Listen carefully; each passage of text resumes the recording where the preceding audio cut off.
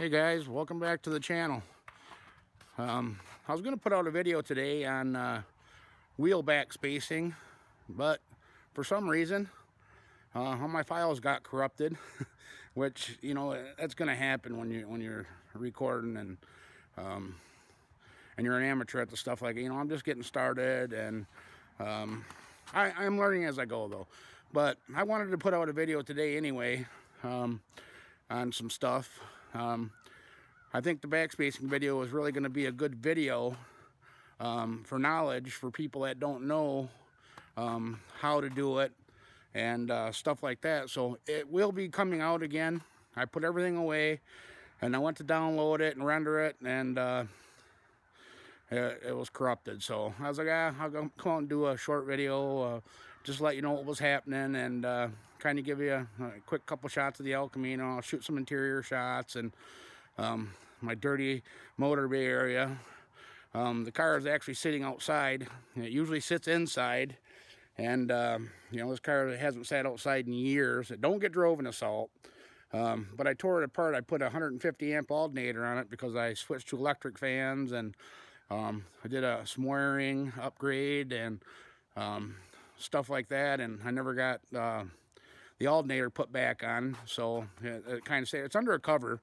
It ain't gonna hurt anything, but I noticed when it rains, you know, all the dirt from the ground gets splashed up under the car, and that's really not cool with me. It usually looks a lot better, and it will look better again. Like I said, the motor's coming out in the springtime, and I'm putting a cam change in it, and that'll be all. You guys will be able to see that too. It'll all be filmed. But all right, let's go. I'll show you a little bit of the car here. There she is, the big old mouse motor. It's got the AFR 210, 220 aluminum heads on it. You know, that's the 830 annual booster carburetor that I've been running, but I bought a Pro Systems 950 that's really going to wake this car up. When I had this motor dynoed after I built it, it had a 950 HP on it, and I wanted to drive it more around the street, and, you know, I mean, to car shows and stuff like that. I figured I'll switch it up and try this 830. Well, I mean, the carb works good and everything. Don't get me wrong. It's, you know, it's good carb, but the motor is built, you know, with the heads, you know, the 210, 220s. You know, it's got the 210 intake valve. The 950 really works well on it, so that's what it's going back with. And the old Aeromotive fuel pump there. And this is kind of some of the wiring that I did. I still got some stuff to do and, you know, clean up a little bit more, but when you hook up dual electric fans,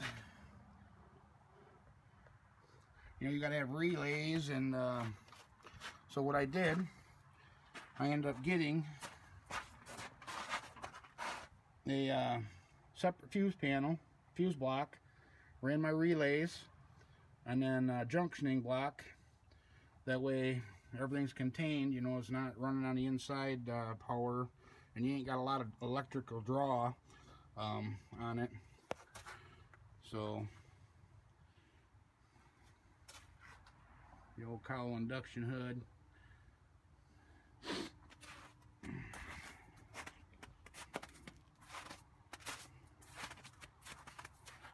Boy, that rain really makes stuff look dirty. Sure does. Yeah, like I said, we're going to be pulling this motor back out this spring and doing a cam change and some other stuff to it. I got a new windshield I'm putting in it. That one's cracked. I could actually take you over probably and show you a little bit of the interior too.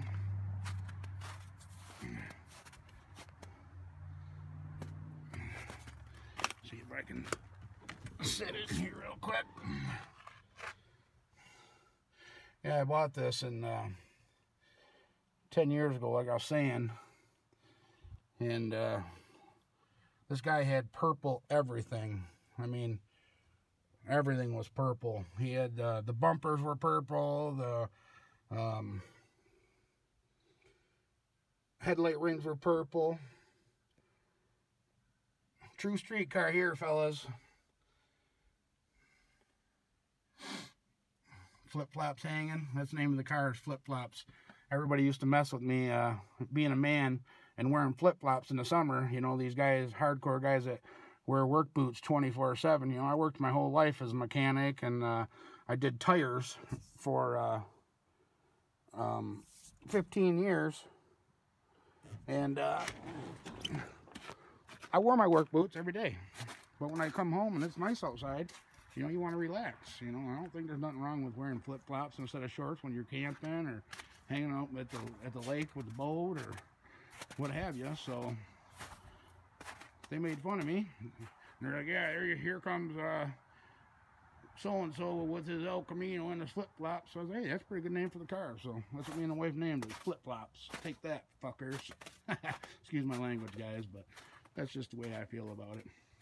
I tell you guys, too, this HVH sucker, super sucker they call it. I did notice a big difference in part throttle, cruising, as far as, you know, the cleanness of the way the motor was running. You know, this has got a big solid roller in it. So, and I was trying to, like I said, that's why I went down in carburetor size to begin with, is because I wanted to kind of, you know, had the best of both worlds, the race motor and, you know, cruisability too. Well, you're not going to get 100% cruisability out of a, you know, this kind of motor with a big solid roller, and, you know, it's got a 5500 converter and an 8-inch race converter, 411 gears. So, you know, I'm not going to tell you what gear set I got in the transmission or nothing like that, but, you know, or what specs I got in the cam, but I'm actually going to put a hydraulic roller in it and get a little bit more cruisability out of it, and still have try and get the best of both worlds that way. Look at John Dock. I mean, he proved hydraulic rollers can still be fast. So I've always been a solid roller kind of guy, but I guess I'm gonna try my luck and see what happens. Sorry if this is shaky, guys. It's this is the first kind of nice day we've had out here in a while, and it's still only 35 degrees. And I am getting a new camera though this week, so hopefully that'll help out a little bit. But I want to take you over and show you the Sons project too, real quick, and we'll catch you there in a minute. Alright, guys and girls, here's the Sons car we just picked up for him that we're gonna be building. It's an 81 Monte Carlo, and actually when we went and looked at it, you know, I was real surprised in the frame rails, how solid they are, because around the back wheel wells there, the G bodies, they like to, around the rear body mounts and the wheel wells, they like to rot out, but this one's actually pretty darn solid. So yeah, they hit a deer with it at one time. But yeah, we're gonna put a cowl hood on it. Nice 350. He's gonna be able to drive this down the highway and still do what he wants to do. A little shoddy interior, dirty as crap. But we just got it here maybe a month ago, and it's been so darn cold here, we haven't been able to do nothing with it. So we're waiting for the weather to break, and then you guys will be seeing a lot of content of this car on here. Let's see if I can pop the hood and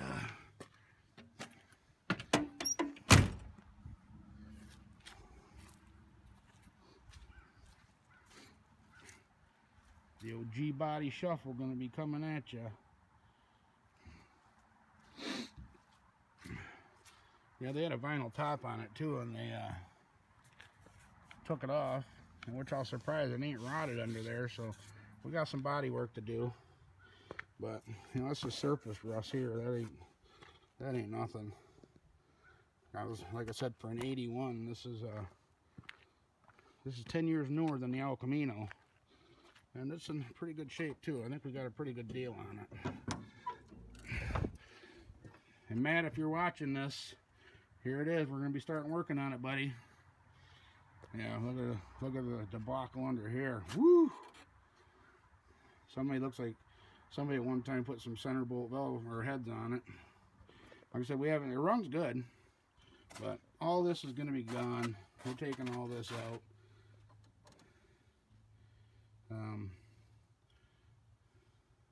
You know, it's gonna have a nice 350 in it. You guys won't even recognize it when it's all said and done. He actually wants to run my wheels off the elcamino. I got some new wheels and tires for the elcamino, so I told him if he wants, he can run the rally wheels. He's going to have to buy tires because on the tires ain't too good on the back there, but yeah, guys. So you guys already seen pictures or on the family video that I did, family tradition video, of some of the other projects the channel's got. My wife's father, he's got a 57 Chevy. He has a 63 split window vet that's all tubbed out. That runs real good. That hasn't been run a long time. He fell a little while, quite a while ago, and everything just sat. So my wife's actually got a 65 Chevelle too that hasn't been on the road in 40 years. They're all original, not a spot of rust on it. That her dad gave her, and he don't want it on the road, obviously, but not going to be a race car. We're just going to put probably a 327 in it and make it a cruiser. But, yeah, just wanted to give you guys a quick video today of what's going on here in Michigan.